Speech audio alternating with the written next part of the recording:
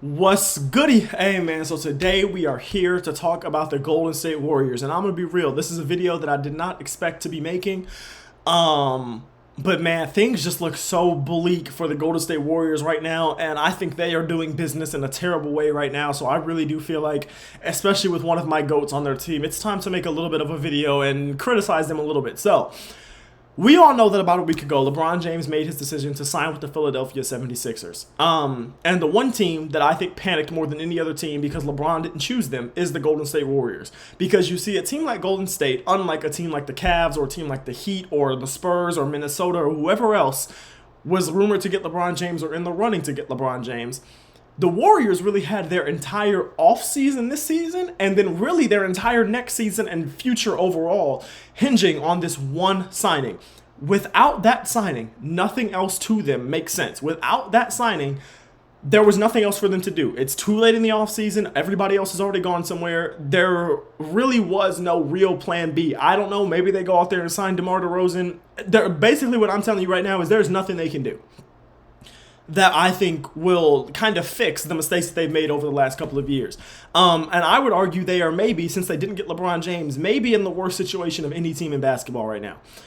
Since not getting LeBron James, the only talks that I've seen from NBA insiders, the only rumors that I've seen from the NBA insiders are not about the Warriors going out to get somebody or going to make some stupid move to do something to take a swing or even going about just trying. I have not seen anything from any of these insiders that makes me think the Warriors are trying to do something to bring in another external piece via a big trade, a big signing, or something like that.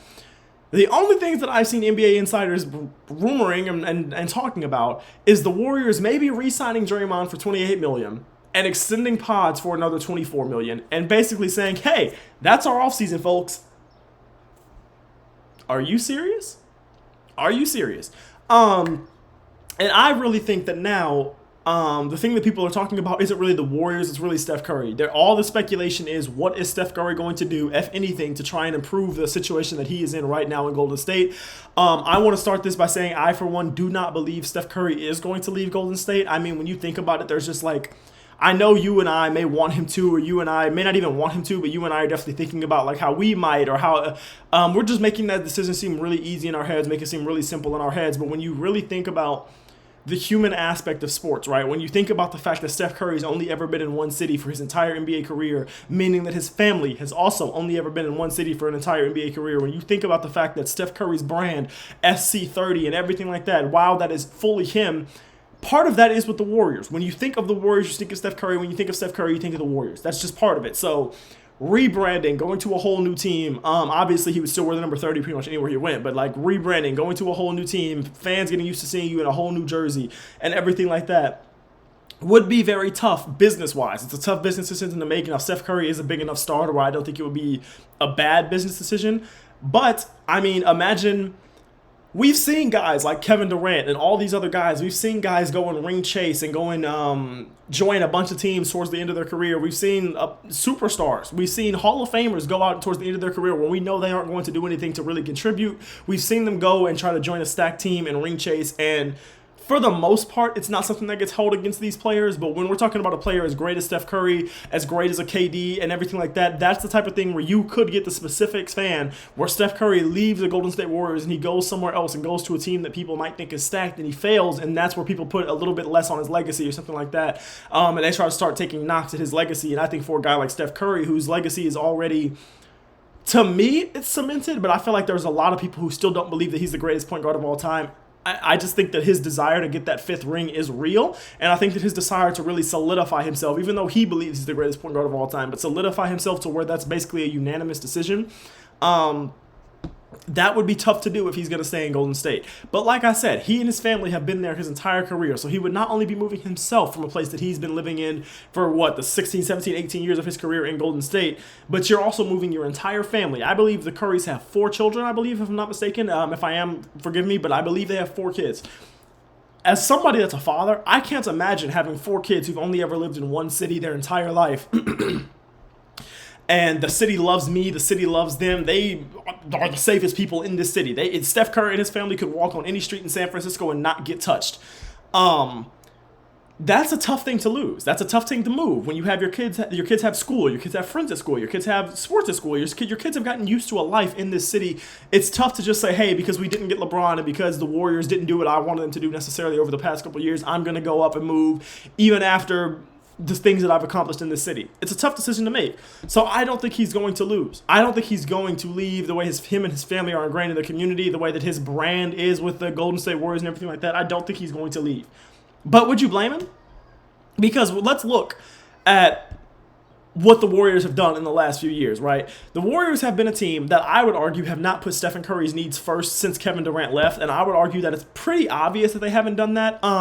Because first we know, right? You have guys like we have guys like Steve Kerr, we have guys like Draymond Green who are known to run off young guys, who are known to run off anyone that does not just say yes to them or agree with them and everything like that. Especially Draymond Green. We've seen it with an Eric Paschall. We saw it with a Jordan Poole, and I mean, we even saw it with the Kevin Durant, and granted, Kevin Durant wasn't a young guy like a Poole or Paschall or whoever else you want to name, but Draymond still ran him off. And things like that have consistently made it harder for Steph Curry to win when you have a teammate like Draymond who, on the one hand, is so important to the culture, to the defensive identity to this team, but on the other hand, for the last 5 years has been much more of a burden than he has been and assistance on the court, whether it be on the court or off the court. Because of his antics, he has been more of a burden to the Warriors, at least in my opinion, especially based on how little he does on the court at this point.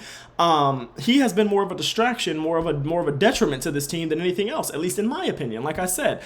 And we got Steve Kerr, who was questioning whether he was going to retire or not, blah, blah, blah, blah, blah. But those guys have, at least for the past couple of years, made it harder for a Steph Curry to win. We have seen Steve Kerr not play young guys. We've seen Steve Kerr have terrible rotations. We've seen Steve Kerr do questionable things where he takes Steph Curry out at some of the worst times in the game or doesn't call a timeout or things like that. We've seen Draymond Green literally do a sucker punch on Jordan Poole so bad that when the video got leaked, bro, that to this day is the craziest thing is the craziest like teammate to teammate video I've ever seen in my life. He walked up to Jordan Poole, a grown ass man, 15 years older than Jordan Poole, walked up to him and sucker punched him as hard as he could in the face while Jordan Poole was just standing there, just obviously not expecting to be punched, because you're not expecting to be punched by your big brother, a guy that's a mentor to you, when you really didn't do anything to deserve being punched. You know what I mean? You were just jawing at each other. That's what practice is. That's what being a competitor is. That's what being a teammate is. And obviously I have never been in the NBA, so I can't speak to the locker room aspect in the way that a Draymond or a Jordan Poole can, but I am a human being, and I know what it looks like to sucker punch a grown man right in the face,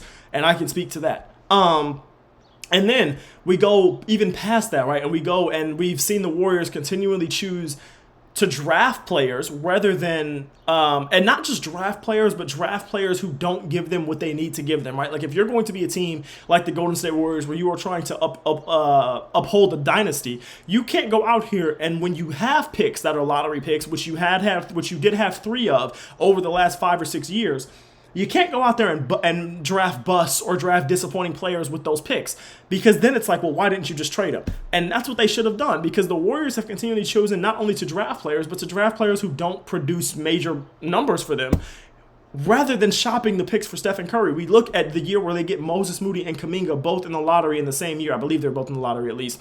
And then you get, I think it was a year or two before that, where they draft James Wiseman, number 2 overall. And James Wiseman is one of the biggest busts in NBA history since then. And obviously nobody looks at that pick because they won a championship after, and cool.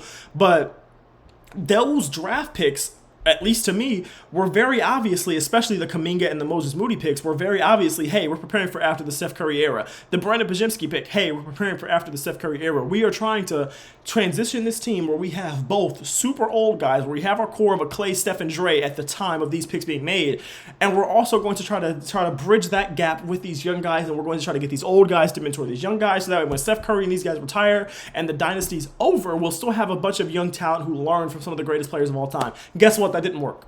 It just didn't, because for probably multiple reasons. One, Steph Curry, Draymond Green, and Klay Thompson were probably way more focused on trying to win basketball games than trying to replace themselves with the younger versions who you drafted. Those guys probably were more focused on, hey, I'm trying to compete. I'm trying to be the best version of myself. I'm trying to be the MVP if you're Steph Curry. I am trying to do everything for this team, and y'all out here drafting guys and y'all telling me to mentor them. I'm trying to win. You know what I mean? Like, I'm not trying to be a mentor to Brandon Podziemski, buddy. I'm trying to win. He won't be me. I'm trying to win. You know what I mean? I just don't understand how you don't even entertain the idea of trading any of these picks to help your franchise GOAT, Steph Curry. And then when you finally do trade these guys, not trading the pick, but finally trading the guys who you use the pick on years after the pick is made, you wait too late and you trade these guys either when their value is at an all-time low, so you when their value is at an all-time low, so you get little to nothing for them. Like we just saw, I mean, the Kuminga trade wasn't bad because you get Porzingis, but with Porzingis' injuries, how good do we really think Porzingis is going to be? How much do we really think we can trust Porzingis for a full 82 game season? I don't know. And then it's like the Moses Moody thing. Well, Moses Moody's injured now. What's going on? Brandon Podziemski, value, not high. James Wiseman, you waited to trade him until his value was at an all-time low when you could have traded that second overall pick and got something crazy. And forgive me, I know you're hearing my baby scream right now. I'm sorry about that. I don't know what she's doing. She's with her mother. It's not my problem. But yeah, you continue and you to draft these guys, but not only to draft them, but to trade them afterwards and get little to nothing for them. Because you say no to trades when guys' value is high. You say no to a trade for a Lauri Markkanen or an MPJ or a Sabonis or a Fox or a Jaylen Brown, all because you want to keep a Kuminga or a Brandon Podziemski or whoever else you want, or Cam Spencer, whoever else you wanted to keep. What? What the Celtics just did, where they said no to Giannis because they wouldn't trade Hugo Gonzalez or Baylor Shireman. This is what the Warriors have been doing, but for years, where they would not trade for an all-star or a superstar or whoever was available at the time, just depth even, hell, like literally just depth or just solid role players. They would not do it because they thought Pods or Kuminga or Moody or whoever these people, whoever they thought was that valuable. And guess what? They were wrong. And now Steph Curry's in a situation where we're looking at the most recent failure where they strike out to get LeBron. And the only pivot now is for you to run back a roster that missed the playoffs while Jimmy Butler is going to miss probably most of the season. So you're running back a roster that missed the playoffs, and the roster will be even worse because your second best player is missing at least half the season, if I had to guess. And all you're going to do about that is say, hey, listen, at least we'll re-sign Draymond for you and we'll extend Pods for you. Go get a fifth ring. Come on, bro. I'm not okay with the. I'm not for one about to be sitting here and giving Joe Lacob and giving oh boy whose name I'm forgetting, Mike Dunleavy a pass. I'm not even giving Bob Myers a pass because some of this stuff was on him, buddy. You didn't leave this year. You left a couple years ago, and most of these picks you made them. Anyways, but yeah, I'm not giving them a pass for this. This is terrible because I genuinely just don't understand how you see Steph Curry still being one of the top guards in the league, even at his age. He's brought you 4 championships. He's taken you from being one of the most overlooked franchises in not just the NBA, but in all of sports, and has made you one of the most valuable franchises in all of sports. He's proven he can win even when the team and the circumstances aren't perfect. He did that in 2022, and you still consistently choose to not put his wants and his needs first. We're talking about the greatest point guard of all time with still enough talent, with still enough in him to lead a team to a championship. And the team that he has given his career to, the team that he did more for than they ever did for him, because I don't care what you say, Steph did more for Joe Lacob and the Warriors than Joe Lacob and the Warriors ever did for Steph. And you still don't care enough to get him any help. I just don't get it. It's like when you have a beautiful wife, a perfect wife, a wife who does everything for you, and you still go look at some ass on Instagram and you say, oh, I need that. You're stupid. You're dumb. You're looking forward to something you could have that you probably won't have, because it's not easy to just go from a dynasty to a dynasty. It's not easy to just go from, teams don't go from, oh, you have a player give us 4 or 5 multiple rings. You don't have teams go from a Kobe or whoever, a Michael Jordan or a Steph Curry or a Kareem or a Magic. You don't go, unless you're the Lakers, from a franchise GOAT to another franchise GOAT. You're probably going to be more like the Bulls, where your franchise GOATs are going to retire and you're going to have 30 years of being ass. Mediocre at best. That's probably what's about to happen to the Warriors. But they just think, nah, what we're looking at in the future with these 15th overall picks is much more valuable than trying to get one more ring with the guy who we literally owe everything to. To end this video off, Steph Curry once said that he did not want to go out on bad teams like Kobe did for those last couple years of his career after the Achilles injury. And I will say Steph Curry at this age is better than Kobe was at this age because of that injury mostly. But the only way that Steph Curry does not go out on bad teams the same way Kobe did, at least at this point in my opinion, is to leave Golden State. Let me know what y'all think. I love y'all. I appreciate y'all. Oops.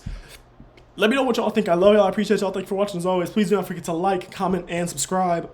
Please don't forget to keep God first as always. And let me know what type of videos y'all want to see, man. I'm trying to stay consistent, trying to give y'all a good 3 to 4 videos a week. So let me know what type of stuff y'all want to see, what type of stuff y'all want to hear me talk about. Let me know if you want me to branch out into the NFL, or if you don't want that.